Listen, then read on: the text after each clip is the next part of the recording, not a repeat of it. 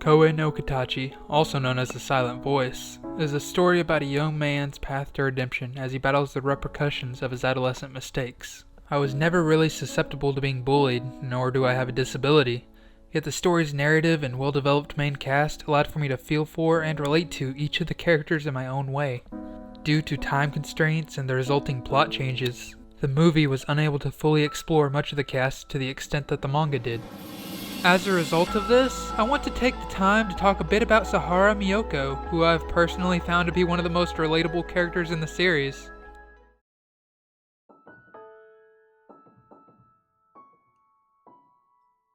It's not too uncommon for kindness to be mistaken for weakness, but from what we see of Sahara in her elementary school days, it becomes apparent that she simultaneously embodies elements of both. We first see that Sahara is a kind-hearted person that puts others before herself when she trades seats with Ueno, as well as when she offers to spend her time learning sign language for Nishimiya's sake. However, alongside that benevolence is a weakness that she was simply unable to overcome in her younger years. By nature, Sahara is a rather timid girl that struggles when it comes to confrontation. She befriends Nishimiya with her kindness, yet when this causes her to become bullied as well, she is unable to handle the adversity and chooses to run away and hide as a result. Because of the mean words said to her, Sahara didn't want to go to school anymore, and she ended up just staying in the nurse's office without talking to anyone until graduation. With communication and the lack thereof being a central theme of Koe no Katachi, it was no coincidence that the thoughtless words of a jealous Ueno managed to affect Sahara as much as they did. Most of Koe no Katachi's main cast were left with mental and emotional scars from their infamous elementary school days, yet Sahara's position was a truly unique one. More so than anybody else, she was a victim of bullying alongside Nishimiya, yet those weren't the memories that truly haunted her in the years to come. Rather, what haunted her was her own weakness and how she handled the situation.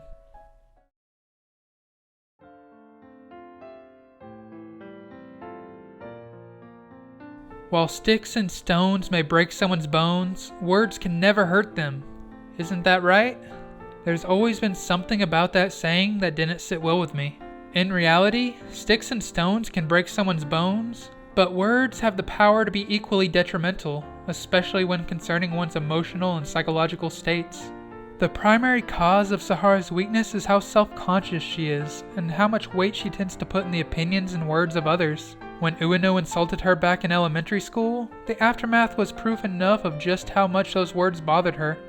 When her underclassmen complimented her in middle school, their words allowed her to think that she had changed, or at least they did until Ueno's presence caused her to panic and think otherwise. I may be laying it on a little thick, but at this point in time, Sahara was simply too weak and helpless to stick up for herself. She lacked self-confidence, and though she desperately tried to improve, she was still far too timid at the start of middle school. Yet despite being timid when it came to defending herself, middle school Sahara was still able to take a huge step in overcoming her weakness from elementary school. You see, her memories from elementary school caused her to feel disdain towards Ueno, yet her kind-hearted nature actually made her feel bad for disliking her. Upon hearing word that Ueno had been bad-mouthing her designs, she stated that others still shouldn't badmouth Ueno's work, and that she was only able to get second place because she was following Ueno. While striving to change and improve, she had yet to find the strength to stand up to Ueno, yet she was able to find the strength to stand up for her.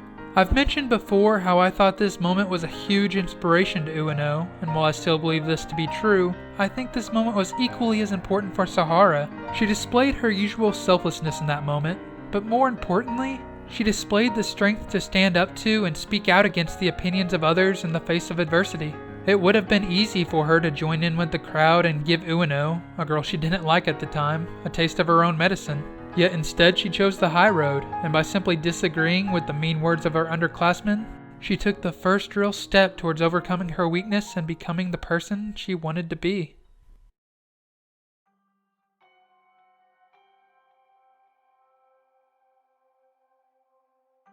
Strength doesn't come from what you can do, but rather it comes from overcoming the things you once thought you couldn't.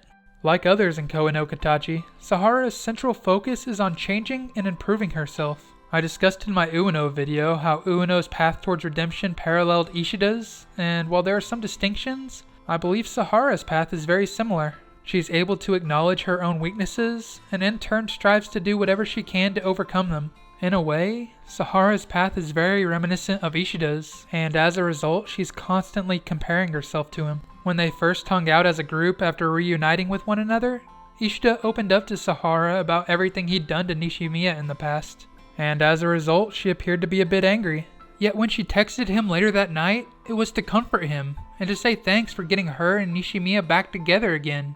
I was initially a bit curious as to how she accepted it so easily, and even wondered if she was simply being too timid to confront him about it. But later on, we get to see that she wholeheartedly views Ishida as a changed person. Sahara could see that Ishida was no longer the person he once was, and instead of getting mad at him, she became angry with herself for not being able to change to the same extent that he did. Sahara has always been haunted by the fact that she wasn't able to stick up for Nishimiya back in elementary school, as was displayed by the fact that she continued studying sign language in the nurse's office. Yet she's reminded of her own weaknesses once again after coming into contact with Ishida, and is forced to face them once he calls her out on the bridge. She realizes how it never crossed her mind to track down Nishimiya, and then begins to doubt whether she'd really changed at all when compared to Ishida. I once stated that Ueno was the only one to attempt to contact Ishida after the falling out on the bridge, but that was incorrect. Sahara also sent him a message, but rather than trying to check up on him like Ueno was, she simply sent him a text asking how she can prove that she's grown up since then. This message showed that Sahara still cared deeply about what others thought about her, and in a way it signified a lack of change. Yet after Ishida's fall and during Ueno's rampage shortly afterwards, Sahara was able to display just how much she'd truly changed as she stood up to Ueno for the first time in order to defend Nishimiya. She then immediately stood up to her again in order to preserve their friendship and console her. After that, she ended up modeling, and then she even dragged Ueno to Tokyo with her after entering their fashion design into a contest, which they won. Sahara spent a large portion of her life striving to improve herself, and as a result, she became much more confident and outgoing. Because of that, she developed the strength to be able to defend others in the face of adversity. She also became strong enough to forgive and befriend a girl that was once responsible for bullying her, which I'm sure is something that's far from easy to do. Yet simultaneously, she didn't change. She's still the same kind and caring person she's always been. She still cares about what others think. And even more importantly, she's still always striving to improve herself. And it's that contradiction that makes Sahara's character arc so relatable. As humans and as individuals, there are some things about ourselves that we just can't change. But that doesn't mean we shouldn't try. Rather, we should always try to be the best person we can be, and constantly strive to improve ourselves and overcome our weaknesses just as Sahara did. Because in a way, it's the time we spend trying to change that's the most important.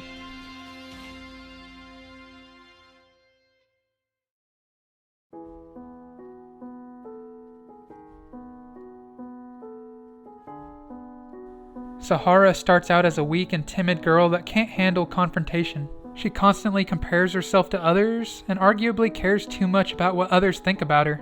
She's well aware of her shortcomings, and thus constantly does her best to improve herself and overcome those weaknesses. She's always had a genuinely kind heart, but it truly shines when she gains the strength to act on it and defend those that can't or won't defend themselves. I sometimes feel that people underestimate just how difficult it is to forgive someone who's hurt you in the past. Yet despite how hard that can be, Sahara not only forgives Ueno, but becomes one of her best friends that's able to stand up to her and for her in the process.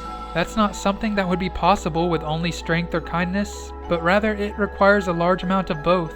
On top of this, she was able to do what she previously couldn't by defending Nishimiya from Ueno, and despite being far stronger than she ever used to be, she still strives to improve each and every day. While there are plenty of aspects to Sahara's character that didn't change, and likely never will, her character arc teaches us that the only person we really need to try to be better than is the person we were yesterday. While I personally love Sahara's character and everything it represents, I'd like to hear what y'all think about her down in the comment section below. Also, while you're down there, feel free to recommend any other anime characters you'd like for me to analyze. Thank you all for watching, and Anime Dude out.